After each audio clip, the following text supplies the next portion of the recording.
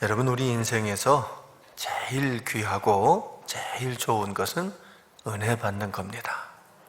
아멘이십니까? 그렇습니다. 세상에 은혜보다 더 좋은 것은 없습니다. 은혜 받으면 세상이 줄 수 없는 큰 기쁨과 놀라운 행복을 누리게 됩니다. 은혜가 이토록 좋은 이유는 은혜는 하나님께서 주시는 것이기 때문입니다. 그렇습니다. 은혜는 하나님이 주시는 겁니다. 하나님이 주시는 것보다 더 좋은 것은 세상 어디에도 없습니다. 그래서 은혜 받으면 행복하고, 은혜 받으면 즐겁고, 은혜 받으면 문제도 해결되고, 아무튼 은혜 받는 것이 세상에서 제일 좋은 것입니다. 하지만 명심해야 하는 것이 있습니다. 은혜는 정말 좋지만 은혜가 있는 곳에는 언제나 마귀 역사도 함께 있다는 것입니다. 예전에 제가 중고등학교 다니던 시절에는요, 지금도 그렇습니다만 여름방학이면 의뢰 교회에서 수련회를 이렇게 가곤 했습니다. 요즘은 우리 수련회 가려고 그러면 시설이 좋은 곳을 우선적으로 이렇게 생각을 합니다만, 그때는 그냥 깊은 산 속에 있는 기도원만 가면 그냥 거기가 제일 좋은 곳이라고 생각을 했습니다. 여러분, 그때는 냉방시설 이런 것 전혀 없고요, 선풍기도 하나 없었어요. 워낙 산속이니까 밤 되면 시원하니까 사실 선풍기도 필요 없었지요. 숙소도 별도로 이렇게 잠자는 공간으로 따로 있는 게 아니라 그냥 예배당을 어떤 때 그냥 커튼 같은 걸로 반 나눠서 여기는 남자 숙소, 여기는 여자 숙소 이러면서 몇십 명씩 함께 자곤 했습니다. 그래도 얼마나 좋았는지 모릅니다. 더워도 좋았고 힘들어도 좋았고 그죠? 다 좋았습니다. 왜냐하면 은혜가 충만했기 때문입니다. 그렇습니다. 그 시절에는 어느 산, 어느 기도원이든 은혜가 충만했습니다. 의자도 없는 그냥 이 맨 마룻바닥인데 때로는 수백 명이 거기 함께 모여서 몇 시간씩 찬송하고 몇 시간씩 그냥 부르짖으며 기도하곤 했습니다. 악기도 없었습니다. 그저 그냥 큰 북 하나만 둥둥 치면서 그 북소리에 맞춰서 박수를 착착 치면서 찬양했습니다. 땀이 막 비 오듯이 쏟아졌지만 그래도 좋았습니다. 맨 바닥에서 몇 시간씩 이렇게 무릎을 꿇고 있다 보면 다리가 저린 것을 넘어서 나중에는 아예 감각이 없어집니다. 그래도 좋았습니다. 강사님 말씀이 몇 시간씩 이어져도 연신 아멘을 이렇게 연발하며 기뻐했습니다. 여러분, 저는 지금도요, 그때 그 시절을 생각하면 가슴이 막 뛰고 이렇게 설레입니다. 그때 받은 그 은혜, 그때 느낀 그 감동은 수십 년이 지난 지금도 여전히 제 마음을 설레이게 만듭니다. 그런데 어느 해인가는 이 수련회를 갔다가 저 혼자만 은혜를 받지 못하고 시험이 들어서 온 적이 있습니다. 아마 그게 중학교 1학년인가 2학년인가 할 때인데 아직 많이 어렸을 때입니다. 아무튼 함께 갔던 사람들은 다 모두 충만한 은혜를 받았는데 오직 저 혼자만 은혜를 못 받았습니다. 지금도 그 기억이 생생하게 납니다. 처음에 이렇게 출발을 할 때는 저도 은혜가 충만했었습니다. 첫째 배 때만 해도 얼마나 은혜를 많이 받았는지 모릅니다. 강사님 말씀에 웃고 울고 그러면서 충만한 은혜를 받았습니다. 그렇게 예배를 잘 마치고 함께 기도하는 통성기도 시간이었습니다. 뜨겁게 찬양하고 기도를 시작했는데 간절히 부르짖으면서 기도를 하고 있는데 무릎을 꿇은 채로 기도하는 제 다리 위로 이상하게 간지러운 게 이렇게 느껴지는 거예요. 깜짝 놀라가지고 눈을 떴더니 커다란 거미 한 마리가 내 무릎 위로 이렇게 기어오르는 겁니다. 너무 놀라니까 말도 안 나오더라고요. 아무 소리도 안 나고 얼굴이 하얘지는데, 하여튼 이게 밤톨만한 거미인데 왜 그 시커먼 거에 노란 줄 이렇게 깃는 그 거미, 이제 징그러운 거. 지금도 이제 그 모습이 생생합니다. 하여튼 정말 놀랐습니다. 다행히 선생님 한 분이 보시고 그걸 이렇게 치워주셔서 좋았습니다만 이미 너무 놀라서 식은땀이 막 줄줄 흐르고 있었지요. 사실 지금 생각해보면 별일도 아닙니다. 깊은 산속에 있는 기도원에서 거미 한 마리 나온 게 그게 대수겠습니까? 그런데 그때만 해도 제가 많이 어렸을 때라서 그게 너무 무서웠던 거예요. 아주 충격을 받은 거지.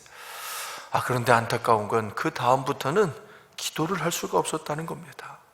기도하려고 눈을 감기만 하면 어디선가 또 이 거미가 기어나올 것만 같아서 눈을 감는 것조차 할 수가 없었던 거지요. 결국 3박 4일 내내 기도 한 번을 제대로 못하고 그냥 거미만 생각하다가 돌아왔습니다. 그렇게 수련회를 마치고 돌아왔는데 이 여간 억울하지 않습니다. 이게 얼마나 기다렸던 수련회인데, 남들은 다 은혜 받아서 얼굴이 환해가지고 왔는데 저만 혼자 그냥 맹송맹송하게 돌아온 거지요. 너무 억울해서 교회에서라도 기도를 하려고 철야기도에 참석을 했습니다. 그래서 열심히 철야기도 시간에 기도를 하는데 문득 깨달아지는 게 있었습니다. 그 거미는 제가 은혜 받을 줄을 알고 먼저 마귀가 저를 시험한 거다라는 거였습니다. 만약 그때 제가 그 시험을 이겨내고 열심히 기도를 했더라면 정말 더 큰 은혜를 받았을 것인데, 그만 그 시험을 이기지 못하고 그래서 그 은혜를 받지 못하고 그냥 돌아온 거지요. 그래서 얼마나 후회가 되고 얼마나 많이 회개를 하고 그랬는지 모릅니다. 여러분, 은혜가 임할 때 은혜보다 먼저 찾아오는 것이 있습니다. 그게 바로 시험입니다. 그 시험의 종류는 아주 다양합니다. 공연히 짜증이 나기도 하고 갑자기 몸이 아프기도 합니다. 가만히 있는데 싸움을 걸어오는 사람들이 있기도 하고, 가까운 사람들이, 믿을 만한 사람들이 이유 없이 내 화를 더 돋우기도 합니다. 여러분도 한번 생각해 보십시오. 그동안 예배당에만 오려고 그러면 짜증나는 문제가 그리 큰 문제는 아닙니다만 공연히 맥 빠지게 만들고 힘들게 만드는 그런 일들이 있지 않으셨습니까? 여러분, 그게 그 시험인 거예요. 그걸 이겨내지 못하면 그날 은혜 받을 수가 없습니다. 그날 우리가 큰 은혜 받을 줄 알고 마귀가 먼저 와서 우리가 그 은혜 받는 것을 방해하는 거지요. 여러분, 사실 알게 모르게 그 시험에 넘어져서 은혜를 놓친 적이 아마 한두 번이 아니었을 겁니다. 그때 그 시험을 이기고 은혜를 받았더라면 오늘 여러분들의 삶이 지금과는 많이 달라질 수도 있었는데 말입니다. 그런가 하면 은혜를 받고 난 다음에 오는 시험도 있었습니다.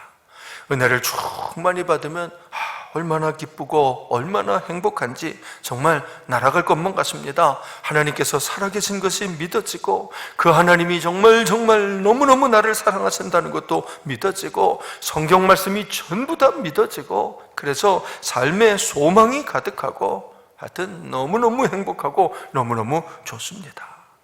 하지만 여러분, 그렇게 은혜를 받고 예배당 문을 나서는 그 순간부터 마귀가 그 앞에서 탁 기다리고 있습니다.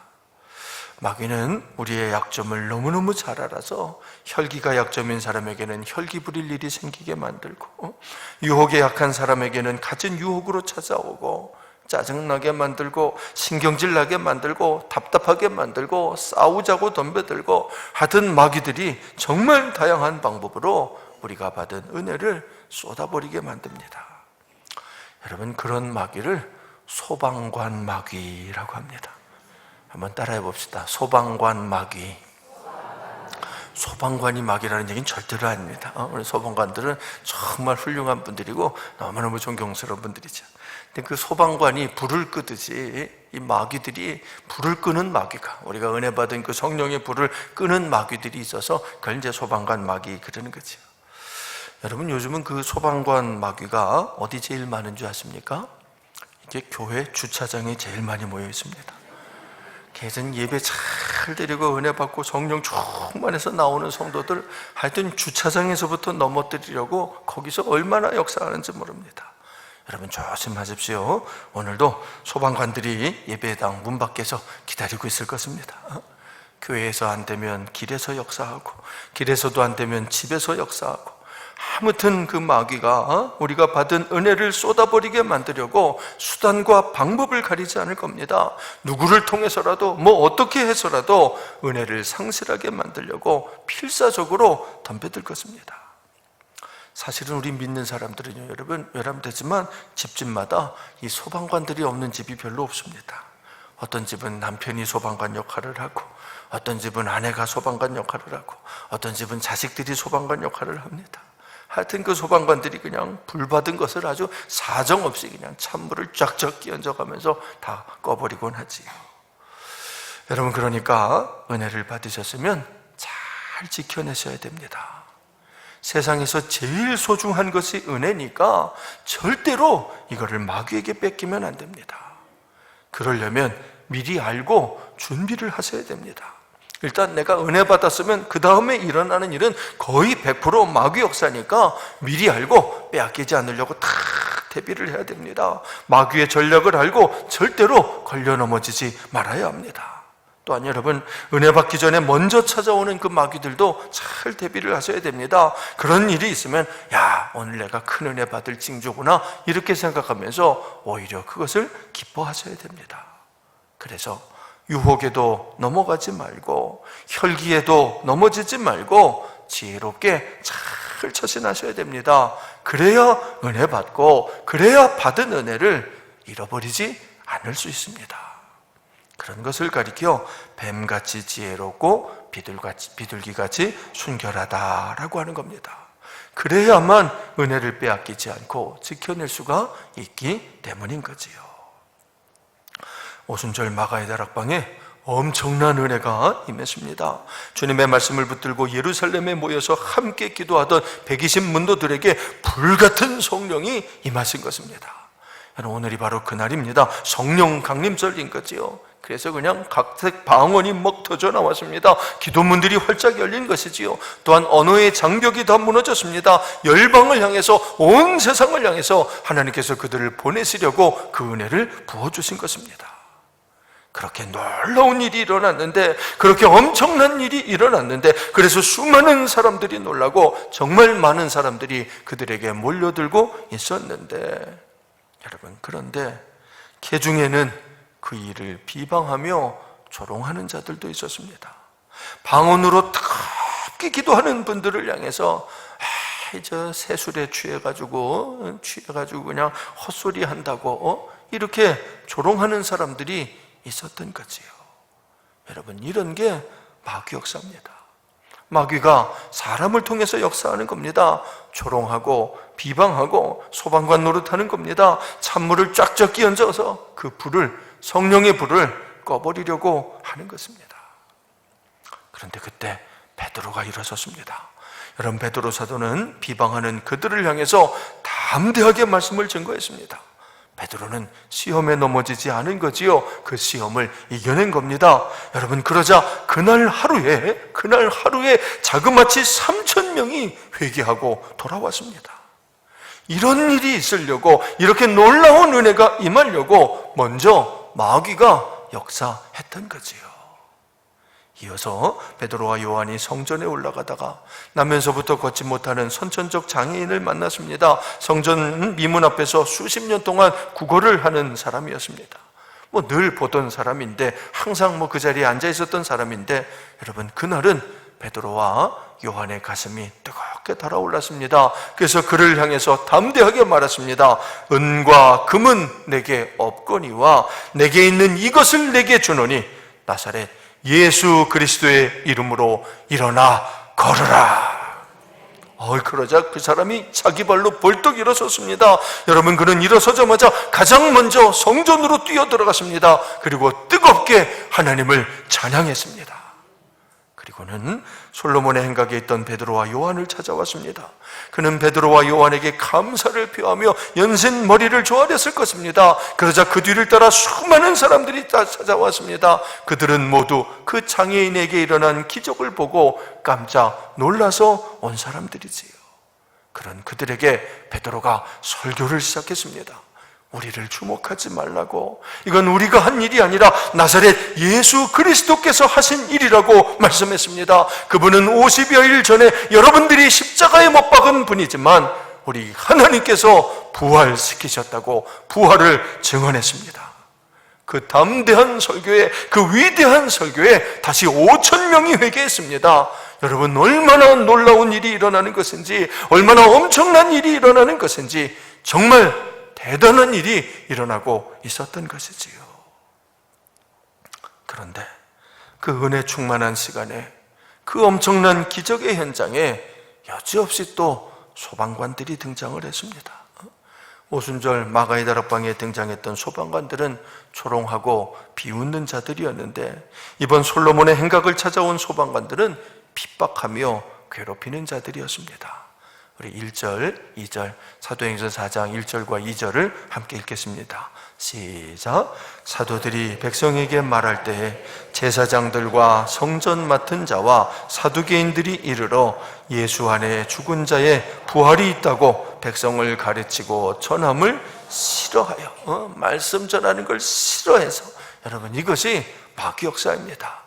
조롱하고 비웃든지 핍박하고 괴롭히든지 유혹하든지 위협하든지 어떻게든 은혜를 못 받게 방해하는 거지요. 여러분, 마귀가 제일 싫어하는 것은 예수님 이야기입니다. 하여튼 마귀는 예수님 이야기만 나오면 제일 싫어합니다. 아주 몸서리치게 싫어합니다. 예수님이 제일 두렵기 때문입니다. 예수님의 이름이 제일 무섭기 때문입니다. 예수님의 이름 앞에 그들의 모략과 권세가 여지없이 다 무너져 내릴 것이기 때문입니다. 그날 그 마귀의 하수인 노릇을 한 사람들은 제사장들과 성전 맡은 자와 사두개인들이라고 그랬습니다. 여러분, 그들은 성전을 장악하고 성전에서 주인 노릇을 하던 사람들입니다. 사실은 여러분, 오늘날도 이런 교회들이 얼마나 많은지 모릅니다. 예수님이 머리 되지 못하면, 예수님이 주인 되시지 않으면 어떤 교회든 결국은 이렇게 되고 맙니다. 사람이 주인 노릇하고 사람이 머리가 되고, 그래서 사람의 뜻대로 교회를 좌지우지하게 되는 거지요. 그들이 제일 싫어하는 것이 예수님입니다. 예수님이 부활하셨다는 것입니다. 그 부활하신 예수님께서 우리도 부활시켜 주신다는 것입니다. 여러분, 사실은 이것이 복음입니다. 복음의 핵심입니다. 복음은 예수님 이야기입니다. 예수님에 대한 이야기, 예수님이 십자가에 달리셨다는 것이고 부활하셨다는 것이고 다시 재림하신다는 것입니다.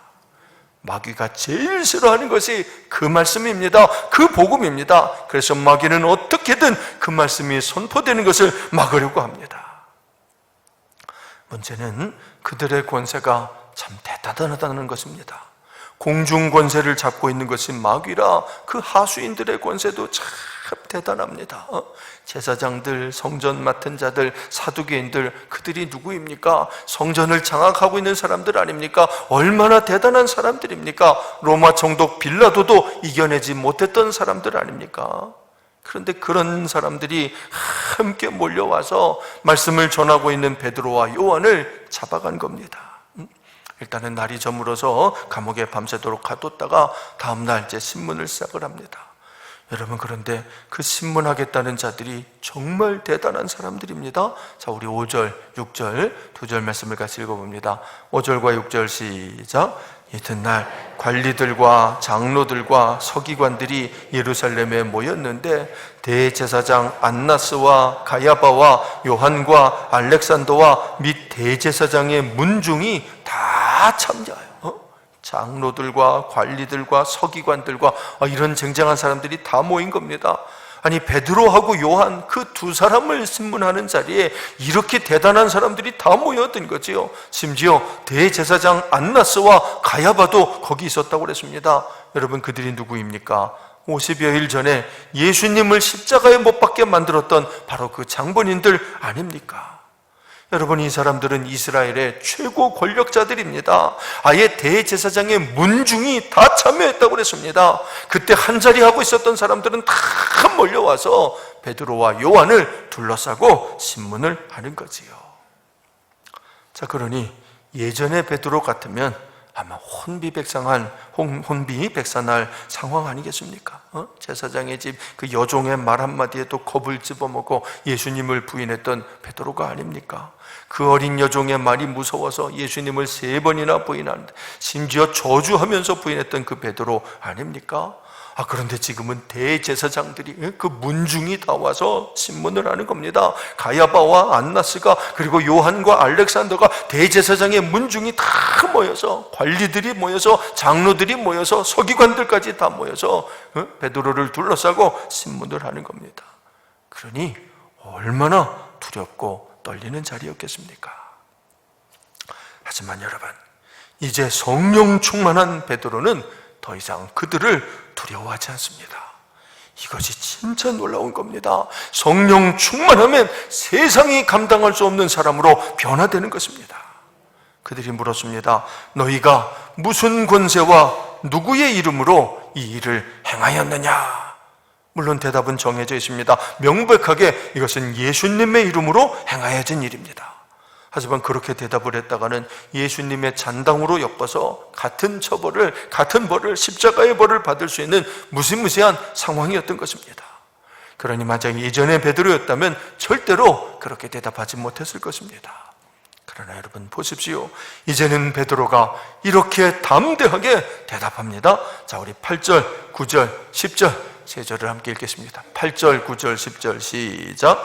이에 베드로가 성령이 충만하여 이르되 백성의 관리들과 장로들아, 만일 병자에게 행한 착한 일에 대하여 이 사람이 어떻게 구원을 받았느냐고 오늘 우리에게 질문한다면 너희와 모든 이스라엘 백성들은 알라. 너희가 십자가에 못 박고 하나님이 죽은 자 가운데서 살리신 나사렛 예수 그리스도의 이름으로 이 사람이 건강하게 되어 너희 앞에 섰느니라.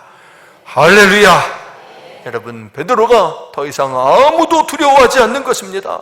대제사장들도 관리들도 장로들도 그 누구도 두려워하지 않는 것입니다. 심지어 너희가 십자가에 못 박은 예수님을 하나님이 다시 살려내셨다고 부활을 증거합니다. 그 예수님의 이름으로, 다시 살아나신 그 예수님의 이름으로 이 사람이 건강하게 된 것이라고 증언하는 것입니다. 너무너무 당당하고 너무너무 분명한 그 고백에 저들은 다 할 말을 잃었습니다. 여러분, 그런 그들에게 베드로가 진짜 중요한 말을 합니다. 자, 우리 11절도 함께 읽겠습니다. 11절 시작.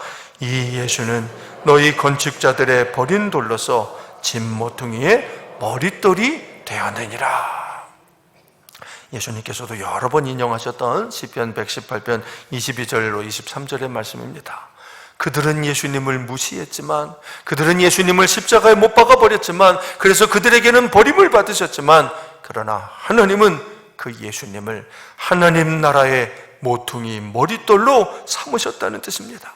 바로 교회의 머리가 되게 하셨다는 거지요. 하나님 나라의 주인이 되게 하셨다는 것입니다. 그러면서 여러분, 성경에서 가장 중요한 진리를 베드로가 선포합니다. 참 중요한 말씀입니다. 우리 12절 말씀을 함께 읽겠습니다. 시작. 다른 이로서는 구원을 받을 수 없나니 천하 사람 중에 구원을 받을 만한 다른 이름을 우리에게 주신 일이 없음이라 하였더라. 정말 중요한 말씀입니다. 오직 예수님만이 인류의 구원자이시라는 것입니다. 여러분, 이것이 진리입니다. 이것이 명백한 구원의 유일한 길입니다. 오직 예수님만이 천국의 문을 열어주시는 분입니다. 오직 예수님만이 우리를 구원하시는 세상의 유일한 구세주이십니다. 이 진리, 이 말씀이 여러분, 마귀가 제일 싫어하며 제일 두려워하는 것입니다. 이 말씀, 이 진리로 온 세상을 향한 구원의 길이 활짝 열릴 것이기 때문입니다. 여러분, 그렇기 때문에 우리는 더욱더 이 말씀을 확실히 선포해야 됩니다. 이 말씀으로 영혼을 구원하고 이 말씀으로 마귀의 계계를 물리치셔야 됩니다. 오늘도 마귀는 쉬지 않고 역사할 것입니다. 여러분, 특히 오늘처럼 이렇게 분명하고 확실한 진리가 강단에서 선포된 날은 마귀가 더 많이 역사할 겁니다. 할 수 있는 모든 방법을 동원해서 하여튼 소방관 노릇 하려고 할 것입니다. 여러분, 넘어지지 마십시오. 받은 은혜를 빼앗기지 마십시오. 세상에서 제일 소중한 말씀, 세상에서 제일 귀한 말씀을 들으셨으니까 잘 간직하십시오. 다른 이로서는 구원을 받을 수 없나니 천하 사람 중에 구원받을 만한 다른 이름을 우리에게 주신 일이 없습니다. 오직 예수님만이 구원을 주십니다. 이 믿음이 여러분 모두의 믿음이 되시기를 주님의 이름으로 축원드립니다. 우리 함께 기도하겠습니다.